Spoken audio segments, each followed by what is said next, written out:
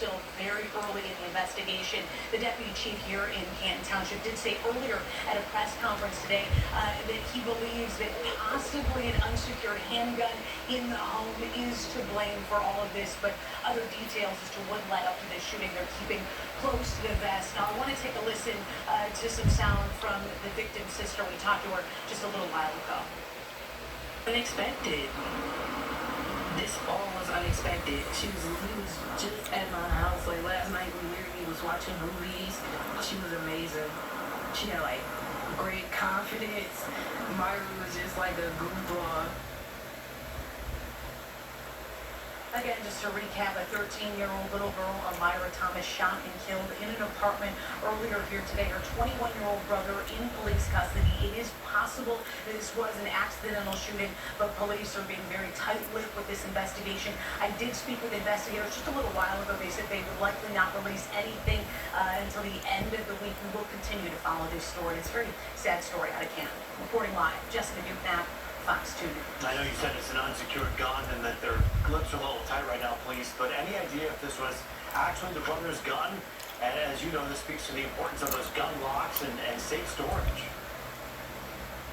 Yeah, regardless if it was his or not, when you have kids in the home, you have to keep those handguns, all weapons, secured, and there are charges for that. We don't know at this time what charges may be doled out in this situation, but those safe storage laws very well might apply here.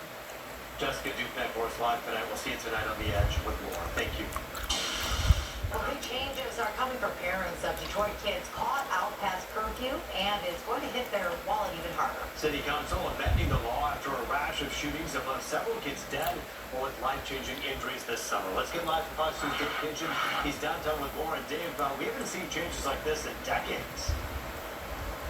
Yeah, that's true. You know, by 11 o'clock, the streets of Detroit should look like this. Nobody under 18 out, at least unless they have parents. But the problem has been the increase in gun violence across the city this summer. Police have been working with community groups trying to deal with this problem, but now there's another tool they're putting in the toolbox, raising the cost for parents, those fines if their kids violate those curfews. But there's also a catch. Police say it's about leverage. Take a look. The porch light came on and you had to be on that porch before the street lights came on. Lyra Harris says that's how it used to be when she was coming up on the streets of Detroit, but now It's getting worse. 12, 13 years old out there stealing cars, you know, just hanging out. No, they need to be back on, be in the house by the street lights come on. it's why she supports a move approved by Detroit City Council Tuesday that more than triples the fines for parents who have kids out past curfew. First offense is now $250, up from $75, and a second offense will set parents back $50,000. That's up from $100. The change is coming after several children have been shot and even killed in the city in the last month. They should do that. Because if they're not in the house, then they be violent outside. It's not about penalizing anyone. I just need to change behavior. Police Chief Todd Madison applauded the increase in parental responsibility fines, which haven't changed in decades, according to city officials.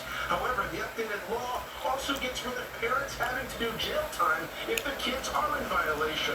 What's more, adults won't have to pay the fine at all if they take parenting classes instead. The chief says it's all about leverage. Parents have they have a choice to make. Pay the penalty, the fine, or take an option and get some resources.